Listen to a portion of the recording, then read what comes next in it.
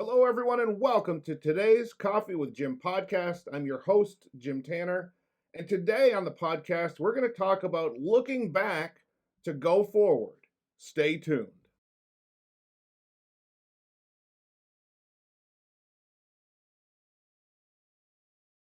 All right, everybody, welcome to the podcast. I'm excited to be here with you today. And again, today we're going to be talking about looking back to go forward. Last week on the podcast, we were talking about how to set your goals and set your intentions for the new year. And today we're going to continue on with that theme, but in a totally different way. So I'm glad you're here and listening today. And I have a special treat for all the listeners. Even though we said last week she was not going to be able to join us this week, I have in studio with me today Dr. Danielle Russo. You're back. We're so glad to have you here. Yeah, thanks for having me again. I'm glad to be here. And today we're going to talk about looking back and going forward. And let's talk today about what that really means to our listeners. Because last week we talked about setting your intentions. And by the way, if you didn't catch last week's episode, definitely listen to it. We got so much great feedback on that topic. So I'm glad that we were able to do it. And I'm glad you all enjoyed it.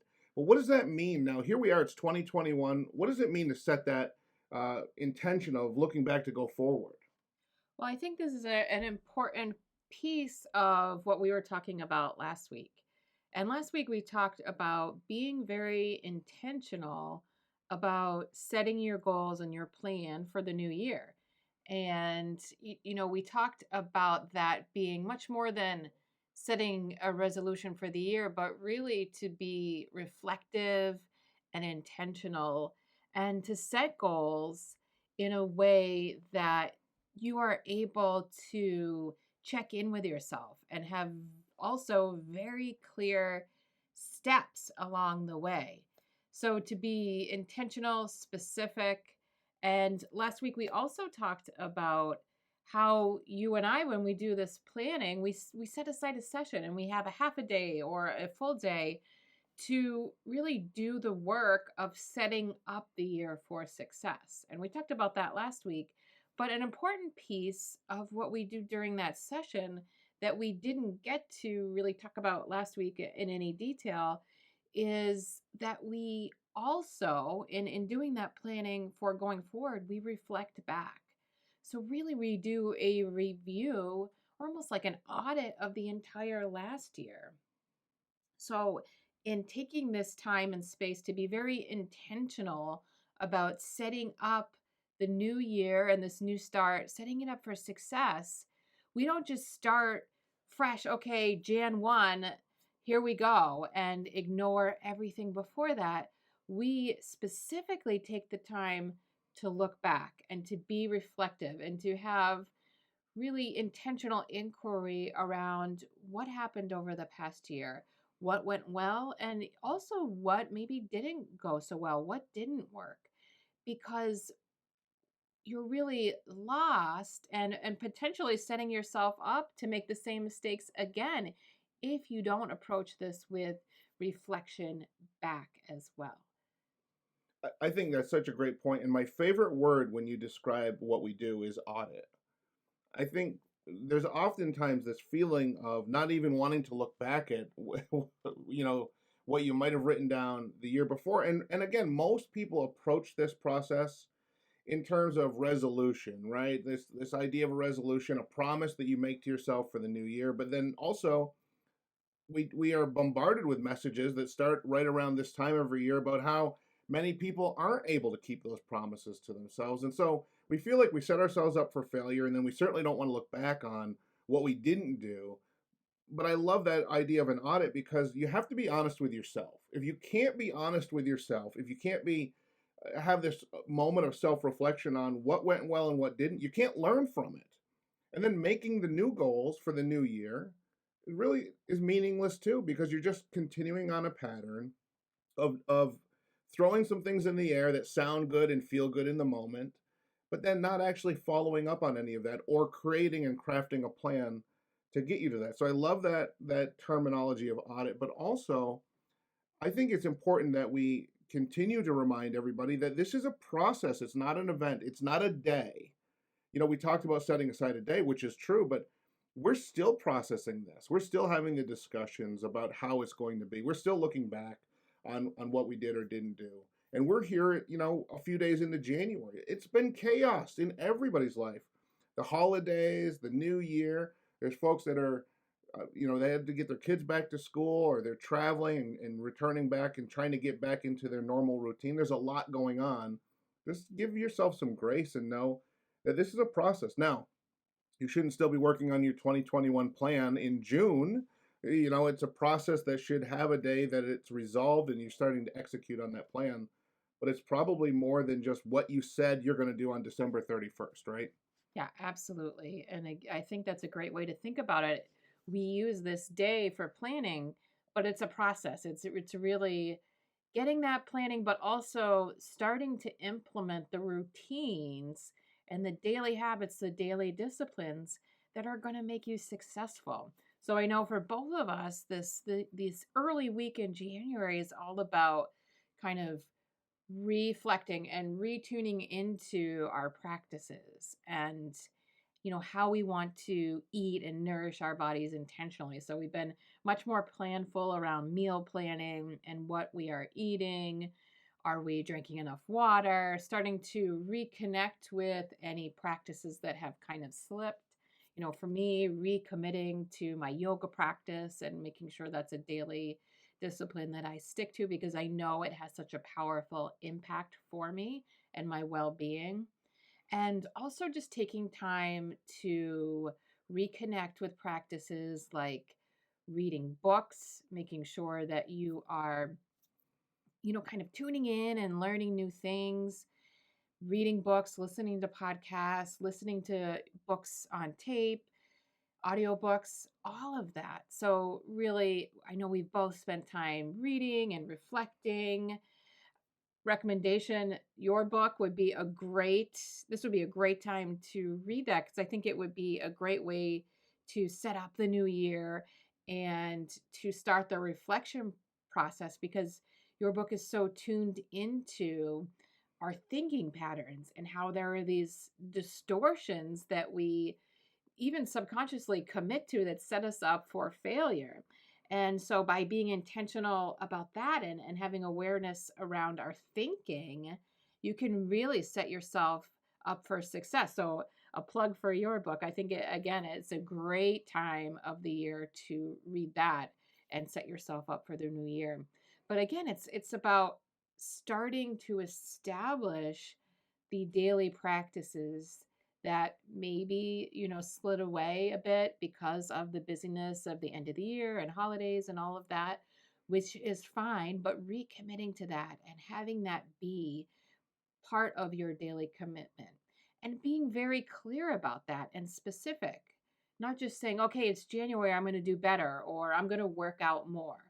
No, being extremely specific about that, having your plan for what those daily disciplines are in all of the different areas, and having specific goals for each. So disciplines about physical things like your movement practice, what you're eating, are you drinking enough water, outlining those and being very clear about them, but also other areas of your life as well, your affirmations, maybe integrating a meditation practice. There's so much evidence that supports the value of having a meditation practice. And it doesn't have to be sitting down for half an hour or an hour and meditating. 5 minutes has an impact. And there's a lot of great apps out there that can support that as well. So, very easy to do. So things like that, committing to connection with other people. Who are you spending your time with? Who are you surrounding yourself with? And again, right now that might be virtually, but that's still connection. So checking in with who those connections are and looking at that circle of influence. Who are you spending the most time with? Because that's really reflective of who you are and where you're going this year. So, looking at all aspects of your life, and as we talked about last week, setting up very clear and specific goals for that.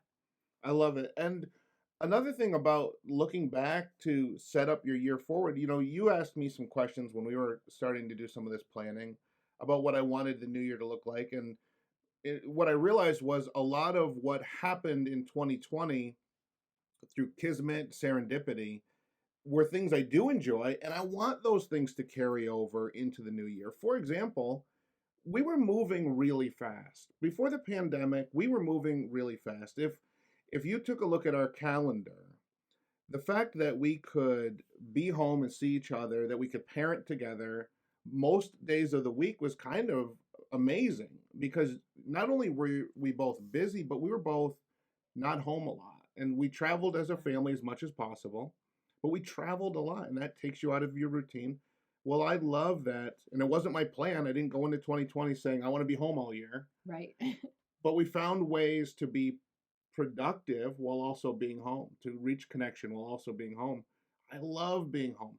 What that did, another thing that did is it opened up an opportunity where we started to garden this year. We opened gardens. Many people listening probably broke ground in their yard for the first time. Maybe it's flowers, maybe it was vegetables. For us it was new vegetable gardens. Something that generations of my family had always done, but we hadn't been doing. Exactly. And hiking is another example. Another We great were we example. really started to get outside and take a lot of hikes with Olive initially because there wasn't a lot else we could do, and that was a great way to get outside and get some physical activity. But it ended up becoming something we really loved and we're pretty passionate about. So something we've continued already into the new year, and we bundle up. It's cold where we are, but we still get outside and hike, and we're loving that. So I think that's a great point. And part of that process of this audit, so we can talk a little more specifically about the review. And you know, 2020 was a year, of course, like no other. And coming into the year, we had no idea to even expect this. So for many of us, we'd really like to put 2020 in the rearview mirror and full steam ahead. And as great as that would be, I think it's still important, or maybe even more so important, to reflect back. And again, there is a lot of struggle, a lot of hard things, and people who were sick, and perhaps shifts in jobs or lost jobs or shifts in finances or not being able to see family. So many challenges that we had no idea to expect. And again, like you said, I think we have to have grace for ourselves and understand that, yes, it was a very hard year, and we may not have been as accomplished as we would have liked because there was a lot of pivoting and adjustment, and many times just surviving because it was a global pandemic, and we are all dealing with that. And it doesn't impact everyone equally, but it has in some way impacted everyone. So that's definitely important to consider, but also, I think, so important to commit to looking back. It's very easy to say that was hard, I'm going to put that behind me and start fresh. But I think this looking back is so important. And there's so many people that realized in 2020 that they wanted to be in full control of their destiny, their financial future, their time, and to build a business and to build a legacy for their family. And I'm so grateful for that. And we've experienced that in our team, this massive growth of new entrepreneurs joining us in the business. And those are folks that maybe for the first time are setting goals, maybe for the first time are plugged into podcasts and are doing some active reading of 10 pages of a good book every day, working on their own personal development. So it's so great that we have so many people that have moved in to this space that we have been occupying for well over a decade of our lives, where we understand to be prepared for the new year and how to create that preparation. And it's so exciting to see so many people starting these new traditions for their families. And again, we got so much great feedback from you all last week on the podcast. But one of the things I want to talk about today, and I would love your insight on this too, where it does specifically correlate to launching and growing your business in 2021. Again, looking back at how was 2020? Maybe you're just now starting your business. But I wanted to acknowledge, and I think this is key, that in the home-based business space, there's really two dates. There's two dates. There's the date that if we looked at when you became a distributor, when you started your business, the date. What day was that? For me, it was in February of 2004. That was my date. But there's another date, and that's the date you draw a line in the sand and you launch your business to a level where you never look back. You never go back. Everything changes. You can see it when you look back. That was the day I made that decision. For me, it was a day early in 2012. I was talking with you. I was being pushed by one of my mentors to go for bigger goals and to go for a bigger vision. And the vision was starting to appear before me. I could start to see it. I love that idea of the two dates, because if we don't talk about that, what people say is, well, I've been in the business, but I haven't really had the results that I was seeking, or whatever. And the point is that they don't give themselves the room to grow, and they don't acknowledge that that's everybody's reality. So for a lot of people that started their business probably in at some point in 2020, mid-pandemic, entrepreneurs for the first time, excited about your business, but also maybe you just haven't launched in the way you thought you were going to. Just remember there's two dates, right? The date you signed up and the day that you really just move forward and never look back. Yeah, I think we always have the opportunity to start fresh, and we're not defined by what we've done in the past. We are defined by our current actions and commitments. So again, this reflecting back is to set us up for success going forward. And looking back on this past year, there was so much that was hard, but there's also, I'm sure, as you start to do this reflection, a lot of positives. And when we started, we gave some examples of some of those: being home more, and being able to be in the yard and hike and spend more time with Olive. But also, we have our own business, so we were able to pivot and shift and work from home, even once everyone was kind of stuck at home. So we had that capacity to pivot. And it was actually in some ways helpful when a lot of the extras started to fall out of the way, and we were able to focus. And despite how challenging the year was, we both put out a book this past year. We both published separate books, which is a huge accomplishment. So I think it's often easy to get discouraged and think about how hard the year was and use that almost as an excuse to not see any positive. But I think that we really need to look and see the good that was there and is part of that, and the opportunities that are available, because particularly because of how things have simplified in some ways and changed in that way. I totally agree with that. And it reminds me, and we've talked about this. You weren't with me on the episode of season 2 where I talked about these questions we have to ask ourselves. But I think it's worth reflecting on this again, especially with you here. These fundamental questions, when you're creating your goals going forward, when you're looking back at how things were, how things are, these fundamental things to look at, evaluate, and really fill in the blanks. And number one is, what do you actually want? And I don't mean, often when I train on this, Danielle, I remind people, I don't just mean, don't write down like money. Like everybody wants money, for example. But what would that do? Like, what are the options that come from having increased financial stability or building a financial wall around your family? Like, what changes? Does where you live change? Do you live in a safer neighborhood, a bigger home? Do you have more reliable cars? I mean, I have so many stories of cars that did not that I couldn't count on, that were not reliable. I'd say that little prayer every time I turned the key to hope that it would start.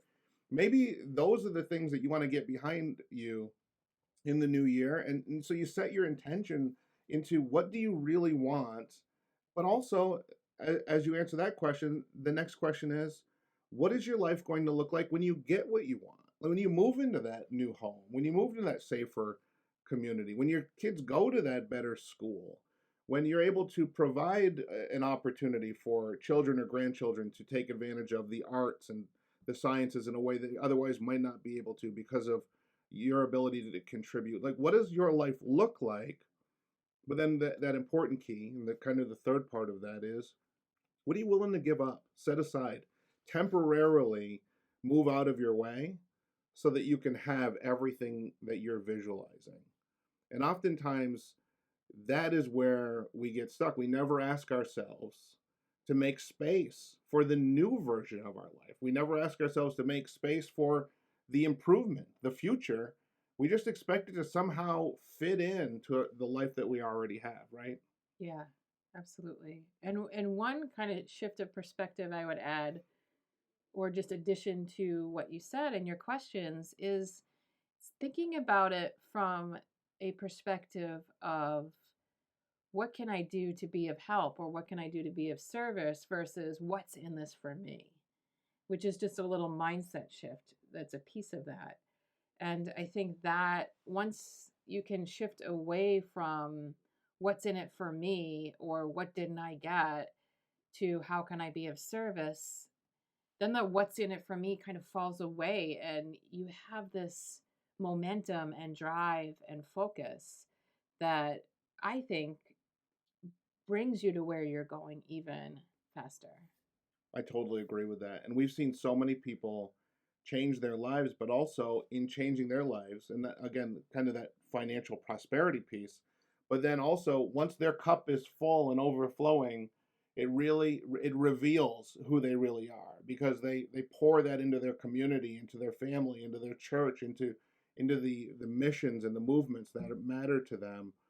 And that's exactly what you're saying, right? That what will I be able to do above and beyond? What will my legacy be? Who can I help when I'm on solid ground? And that this is your year, but really this is your month right now, today, while you're listening to this podcast. Take a moment of silence and reflect, look at yourself in the mirror. That man or woman in the mirror can change your world, your destiny, your future, and your present. And that can start today. Yeah, I know you were talking about the example initially of, if I, had more resources, if I made more money, what could that do? What could I do? But it's broader than that as well. It's every single aspect of your life. You need to fill your cup before you can help anyone else. And you're not going to be sustained in any goal that you commit to if you are not constantly filling that cup. Because if you're someone that gives, well, eventually, as you're pouring out of your own cup, that's going to be empty. And then you're going to have nothing else to give. But if you continually are filling your own cup, that's going to overflow. And the overflow will touch on others and will spread. So I think that that is such an important piece of this, but it's beyond, as I said, the financial aspect. It's everything. If you are not taking care of yourself mentally, emotionally, physically, socially, your connections to others, spiritually, all of these areas, you're not going to be able to reach the goals you want, and you're not going to be able to help others because you're going to be draining yourself. And last week we talked about the self-care series, and committing to thinking about how you integrate self-care into your life in a very committed and specific way. It's so important. So that's a great way, as we said last week, to kind of start the year and start this process as well, is to go through that inventory of your self-care practices.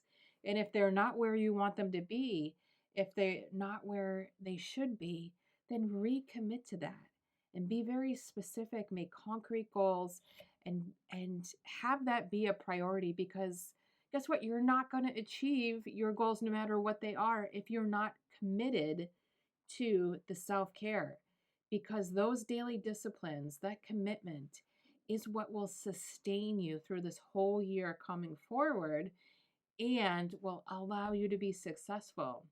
And it's so easy to let these things fall away, to go, be put on the back burner when we get busy.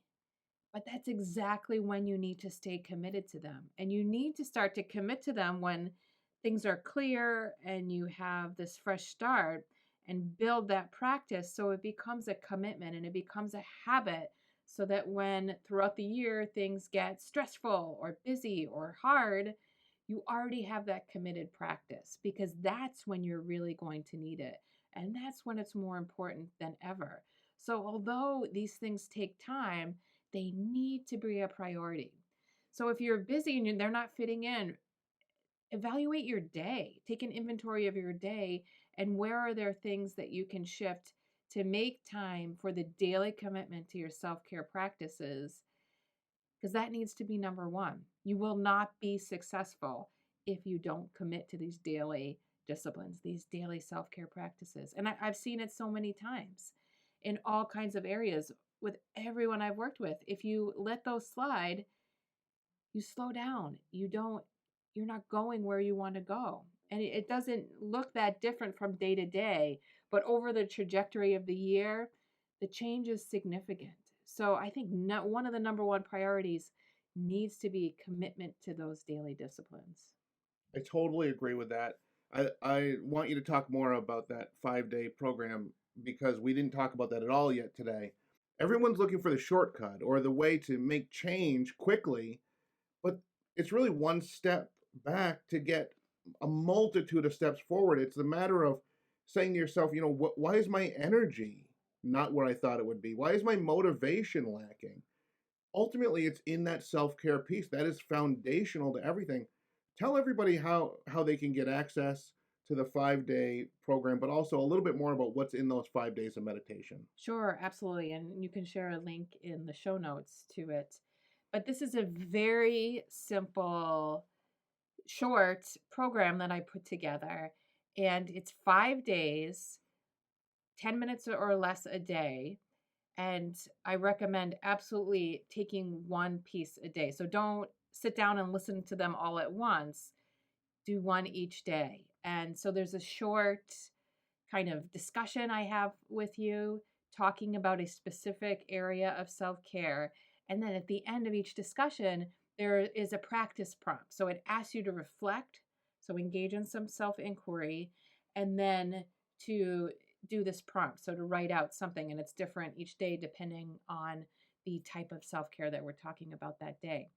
5 days, really simple, time commitment, 10 minutes a day, and it will set you up to build these daily disciplines that will help you be successful for the whole year and going forward. And again, this time of year is such a great time to check back in and to reground in these daily disciplines. I've done it myself, and there were ways absolutely that I had strayed away from the practices that I know are so foundational to my own well being and my success. So, over the past week, we've been working on that and checking back in, and I'm starting to reestablish these myself. So, this is a practice I do myself. I go through those inquiries again, because it's always about coming back and recommitting. This is a practice, and a practice is ongoing. You never arrive. It's something you have to daily commit to and recommit to. Again, something I do myself as well. And I'll let you jump in, but it's also will be a piece that will give some more concretes about how to reflect back. But you want to jump in there with the self care? I just wanted to say that what I love is the very demographics of people that get such great results from this, because you teach this to yogis, you teach it to school teachers, of course, and they get great results from it. But also, I've seen you help to transform people that are like hard-nosed police officers and firefighters and prison guards, and everybody from every walk of life, men and women, are getting great results from having access to these tools.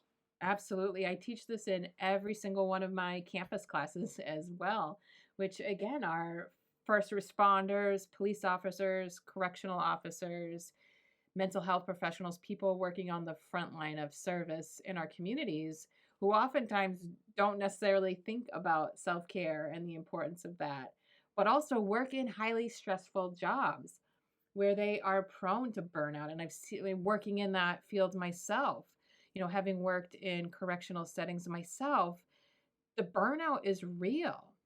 So I introduce these topics, and at first they're kind of foreign and people are hesitant, but it's so impactful and also so very important. The teachers as well, school teachers. I do a lot of work with our local school teachers around these topics, and it's never been a more stressful time for teachers having to negotiate remote teaching and hybrid teaching and all of these things. Self-care is more important than ever to be able to sustain that work of supporting and holding and educating our future people. It's so important. When I see all of the folks that you are able to pour this into, and I see the results and the feedback you get from these diverse groups of people, it's interesting to me because I always assumed that personal development really only existed in this space that we have, where the home-based business arena, and yet it's so needed everywhere. Everyone needs access to personal development. Everybody needs access to motivation and inspiration and self-care, and yet it's so hard to find it in these other spaces. So I love how you radiate that out, and the reality is that everybody does need it and everybody benefits from it, but it just doesn't exist. I lived my whole life, 28 years, without being handed a book or any opportunity at personal development. Now maybe I would have discovered those things on my own without the industry I'm in and that we're in home-based business space. But isn't it interesting how it correlates to everything that you've learned about how the brain works, how the body functions, and really just how we respond to external stimuli and how we hold within us these stressors that we experience our whole lives. It's not just for business owners, it's for everybody. But of course, we work with a lot of people that are in business. Absolutely. And if you have these daily disciplines that set you up for success, if you have tools to manage your stress, you're going to be better at whatever you do. It doesn't matter what it is. If you can help control your stress response, which we all have and is there for a reason and is very effective and important, if you can manage that and control it, you're going to be more successful. There's a reason we have a stress response. It is protective. It helps us perform. You need that response even just to get up and, give an address in public. It's important that you get that kind of rush of adrenaline and stress hormones to have you perform at your top. The problem is when we get stuck in that stress response and we're in this constant feedback loop of being in the stress response without regulating and coming back to balance. So having self-care, understanding tools that can help support you in that regulation will be things you can use in all areas of your life and will set you up for success. It again in all areas of your life. And we keep going backwards and forwards and circling around this, but I just want to reiterate that is service, right? When you take care of yourself, that is in service to those people that we want to take care of ourselves. For example, when I take care of myself physically, when I eat the right foods, when I get enough sleep, when I go for a hike, when I have peace and I read the books that matter to me and I listen to great audios, that transcends my business. That allows me to be the husband I want to be, the dad I want to be, the leader I want to be, the member of my church community that I want to be. It just continues to radiate out. And yet what we often do first, like you were already saying, is we focus on those external people. We allow our battery to be drained, trying to give them our best. We try to give them our best, but it's not our best if we're not able to take care of ourselves, to do self-care. It's not selfish. It's not what you do last. It's what you do first so that you can last. And Jim Rohn says it the best. I'll take care of me for you if you'll take care of you for me. I mean, isn't that ultimately what it's about? It's so true. And you're more efficient as well. So taking time for myself makes me a better mom and a better wife and a better teacher and all of the things. And that is one of the most important, I think, parenting pieces of advice I remind myself of is that taking time for myself makes me a better parent and allows me to have more to give to Olive and allows me to have, it doesn't take time away. It actually makes you more efficient and makes you more present and better when you are present. So it's really a win-win. And again, it's not at all selfish. It's fundamental. It's so important. It needs to be the root of what you do. And I'll add that when we do the year's audit, it's a big piece of how we do the audit as well.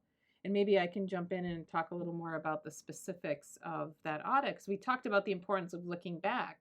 But let's share a little bit about exactly what we do. And this has been a practice we've been doing for the past few years. And it's part of that session that we do where we do our goal setting and our intention setting, affirmation building, coming up with a word for the year. We often do that, have a single word that will guide our year. Part of that whole session, we start at the beginning with a reflection back. So we look at the whole past year. And in doing so, you want to look at all aspects. So maybe start by brainstorming a list of all the good things that happened and all of the challenges.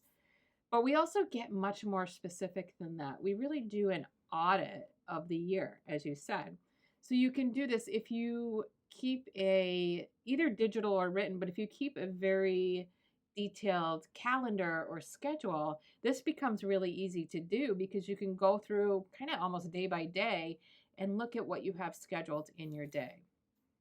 If you don't have it all written down, maybe that's a thought for going forward, is to have a very committed calendar, which you can keep electronically or written, it doesn't matter. But going forward, maybe think about scheduling everything in, even those daily practices. So, scheduling in your exercise, make sure that's in your calendar, because that's a good way to check in and know you did it. But going back, either use your calendar, or if that's not in full detail, you can reflect back and kind of, I'm sure you have a sense, particularly at going through different periods of the year, of what your days and your weeks look like. So what you can do is get some paper, probably a journal or a notebook is a good way to do this. I think it's better to do it written than just to do it on your computer. You could certainly do that, but you engage more parts of your brain when you physically write it out. So either chart or write, I think, is the best way to do it. But you want to go through your whole year like you would if you were an accountant. I imagine, I'm not an accountant, but I'm not even great at that. But what I imagine an accountant would do with financials, you would go through your year with your time. So you want to look at how you spent your time and how you spent your money over that past year. You can maybe make a few categories. This is kind of what we do. We have things that we either spent money on or spent time on that were profitable, that were positive. And again, that could be profitable financially, or it could be profitable and it directly helped you achieve a specific goal you were working for. Then you want to maybe have another page where you jot down all the things that were a waste of time or a poor use of time or money. Again, you're looking at how you spent your money, how you spent your time. Because, sometimes we get into these patterns or habits of just buying or spending money, even if spending money on our business, that we're just doing because, well, I can spend this money because it's for my business. So important to check back in and say, well, did that have the return you were looking for? I could spend tons of money working towards a goal, but if I didn't get there, that wasn't a business expense. That was a waste of money. And you can talk more about that in a minute. But you really want to very clearly understand where those wastes of both time and money are. What were those meetings that, maybe you should have been in, but really had no value, and that time could have been better spent. So really thinking about your time and your expenses throughout the whole year. What was profitable? What was negative? What was a waste of time and money? And then we do a third category as well, which is self-care practices. And in thinking about that, these are kind of the daily commitments that you would think about committing to at the beginning of the year. So reflecting back, how committed to those were you? Did you go through the whole year and stick with that exercise practice you committed to? Or eat in a certain way you wanted to eat because you knew it made you feel better? Did you carry that through the whole year? Were there periods of the year where it completely fell away? Really looking at those commitments. And this is another area because it's not as much about financials, because you might spend money. I might spend money to go to yoga classes or to go to acupuncture or massage or to therapy. That's money spent that is not directly profitable. That doesn't lead to a business goal or improve financials. So on that in that way, that could almost be like a loss, but it's not. It's an important commitment to your well-being, and it sets you up for success. It sets you up to be the person who can obtain those goals. So for that third category, that's self-care. These are daily practices, but also thinking about what you spend money on that is a positive self-care practice for yourself. Yes, and when you talk about you were using the word profitable, I say income producing activities. On the business side, absolutely. What was income producing, what wasn't? And there's some tangibles and intangibles that those things are. Same thing with self-care, with our physical presence. All of it is profitable in that terminology, where did it move us forward, move us towards our goals or not? And you need that long view from the year that was to know whether or not that got you anywhere. Like, for example, in the category I mentioned earlier, we broke ground on a garden, and some people are master gardeners and really good at it. I don't know if I had to weigh it out and calculate every detail. I don't know that it was profitable to grow our own vegetables this year. By the time you factor in the time and attention and the supplies to get started, maybe it was a wash. Maybe I would have been in the same shape financially if I went to the store and bought those vegetables that we grew. But there's a whole nother level of profit there. There was the time of reflection in the garden. There's the feeling of having grown something from a seed to a fruit, and to cook that and feed it to my family, that nourishes my soul. I mean, there's a lot of Yeah. ways to identify what is profitable. Yeah, I think this past year you came up with some of your best ideas and best thinking coming out of the yard, coming out of the garden. You'd come inside and you say, "Oh, I have this great idea." Because you were there and you were working and you were in the garden and you were hands on, and the other distractions fell away. So, did we save a lot of money growing our tomatoes versus buying them? No, probably not. But it was positive and it was a self-care. Your I knew you felt physically better. I could see that when you spent more time in the yard. And I knew your energy was better. Your thinking was clear. So is that a positive? Absolutely. And for some people, it's things that are quiet reflection, that don't involve other people. And someone else listening to this, it may be getting out on the lake in their boat with their best friends. It's the same thing. It's just a matter of knowing you and really looking maybe for the first time at who you are and what matters to you. I learned this year that I like peace. I like things to move slowly. I prefer the crock pot over the microwave. I want to drag out things that matter to me. I like watching a garden grow. And maybe that's, as we get a little bit older, we get that perspective. But I also think that this was the year to just take some time, breathe through everything. We always want everything so quickly. We learned this year that not everything goes quickly, right? 2 weeks to flatten the curve or whatever it was became 6 weeks, and there's a lot of emotion around those moving goalposts. But we learned that time is time, and we're not always in control of that time. But maybe it's just okay to take a minute and take a breath and reflect on what's most important, but also to be clear about where you're going. Yeah, absolutely. And I'm glad you prefer the crock pot because we don't even have a microwave. But to be serious, yeah, it's this is important. And again, we do this every year. So, just to reflect back, you're creating these brainstorms for each category. Go through the whole year and then look at it almost like a balance sheet.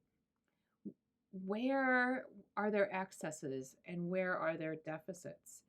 And if, for example, if I go to therapy and that's something that helps me, but then I look back at the balance sheet and I only went 2 times over the entire year, that's not great. That is something I need to recommit to. So, again, reflecting on things that had positive outcomes or were income generating, things that got you to your goal. That's one sheet. Then the second sheet is things that were a deficit, things that were in some way a waste of time or a waste of money. And then the third is really focusing on your self care practices. Where were you good? Maybe where did those fall short? Where was that a deficit? Go through the whole year. And again, if you have your calendar, use that so you have detail. If not, you know what you did this past year. Reflect back, because in understanding this, you'll also see, maybe why you didn't quite reach a goal that you really thought you were going to reach. In the day to day, sometimes it's hard to, it's easy to lose the perspective and to get caught up just in the moment of it. It's hard to see the trajectory all the way to our goal.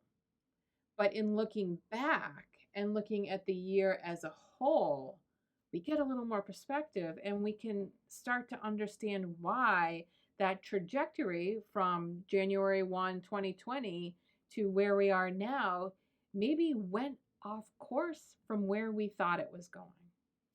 And I believe that the guideposts, when you think about these categories, the guideposts to how things are going in those categories, looking back, but also making the plan for the future, is mentorship. And I'll explain that in a little bit more detail. When I think about self care, you can go with that willy nilly, or you can have mentorship. And sometimes that means that yoga teacher is your mentor, but sometimes Yes. it's somebody on YouTube. It's your Yep. self-care Yep. series. It might not be someone where you have a two-way communication with, but you are allowing them to pour into you through this Yeah. incredible access to Yep. information we have for the first time. Those podcasts, the books, everything. And that's mentorship. The same thing in your business goals. Who are those business leaders, your mentors? Who are those people who speak into you? When you hear their voice, you feel it in your chest, not just in your brain. You get the vibration. You understand that they have been where you are and they can help you get to where you're going. Look for those as guideposts in what worked and what didn't work, what was profitable and not profitable in the prior year. Were you utilizing, leveraging mentorship? Were you leveraging that mentorship, or were you going it alone? Were you trying to figure it out? Were you trying to prove to everybody that you can do this on your own? Because ultimately, I've seen over and over again, people fail because first, they fail to plan. They have no plan. But also, they craft a plan and then they want to prove to everybody they can do it without anybody else's help. And that is not how a community works. That's not how people No. rise. Yeah, an important piece of the self-care is connection. How do you build that connection? So, yes to seeking out mentors, ask for advice, connect with people, reach out to people, but also in the planning too. This is why we do it together. We don't both go off, on our own and make our plan for the year. We do the audit together. We do the goal setting together. We make the affirmations and read them aloud together, because there's an accountability there too. There's support and there's accountability. So someone that knows you well can say, well, what about this or this area? And that can bring you a new perspective and kind of help you get to where you need to go. And that's true also as you're going through the daily disciplines of the entire year. Someone who you have as, a partner, whether that be, a partner in your life or a business partner, somebody that you are using as a workout partner in your business, whoever it is, somebody that you can check in with and be accountable to because they know you well and they may see you going off track even before you notice that. Sometimes Jim will say, you might want to practice some yoga. It seems like you haven't done that in a while. Maybe that would help, particularly if I'm feeling stuck in a certain area. Sometimes you need that outside reminder, that gentle reminder to kind of recalibrate and to find that North Star and get back on track. Absolutely. And again, having people, having a community, a web, a network of folks that you can lean on. And a lot of times they don't even know who you are. Sometimes that mentorship is from an author of a book, a speaker on a podcast, a training that you find on the internet. But I've learned, I think, when they say, this kind of this cliche, they say, if you took it all away from us, could we rebuild it? Yeah, we'd rebuild it in a split second. Because what we learned was to seek mentors. We learned how to plan, and we also learned what we're capable of when we utilize what we've been talking about today. So there's a lot that people can learn about themselves through mentorship.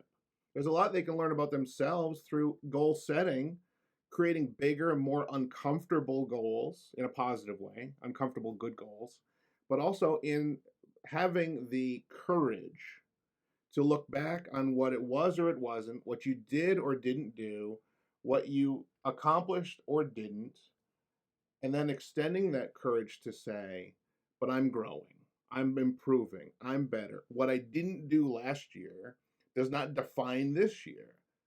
I'm in process. I'm progressing, and I'm doing it on purpose. Yeah, 2020 was a really hard year, but you are all still here. You are survivors. You are resilient. We are all resilient.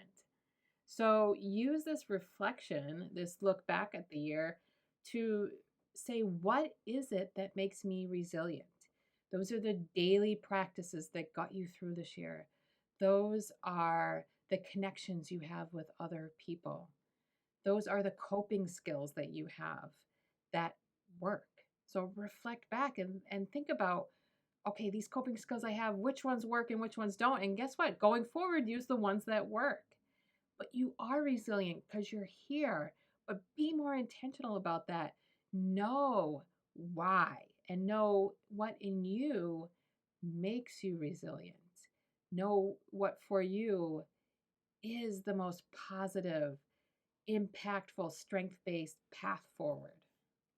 And when we're talking about business, relationships, our lives, individually and collectively, the goal is improvement. The goal is improvement. The goal is to become more, better, enhanced, more aware, more able to communicate, more effective in what we do.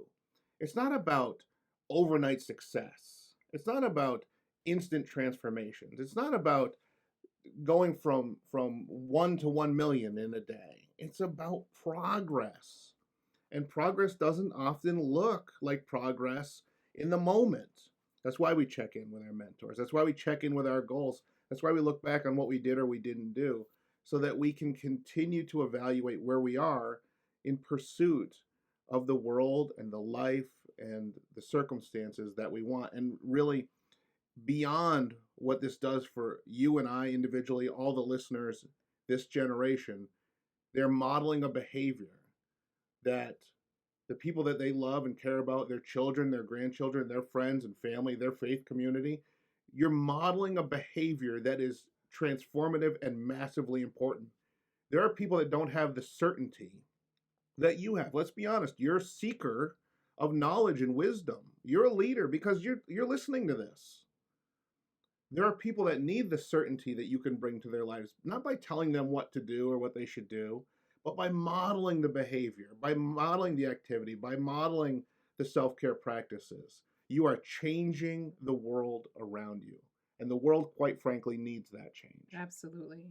And think about how empowered the next generation will be through that modeling. And modeling is so important. We already see it in Olive.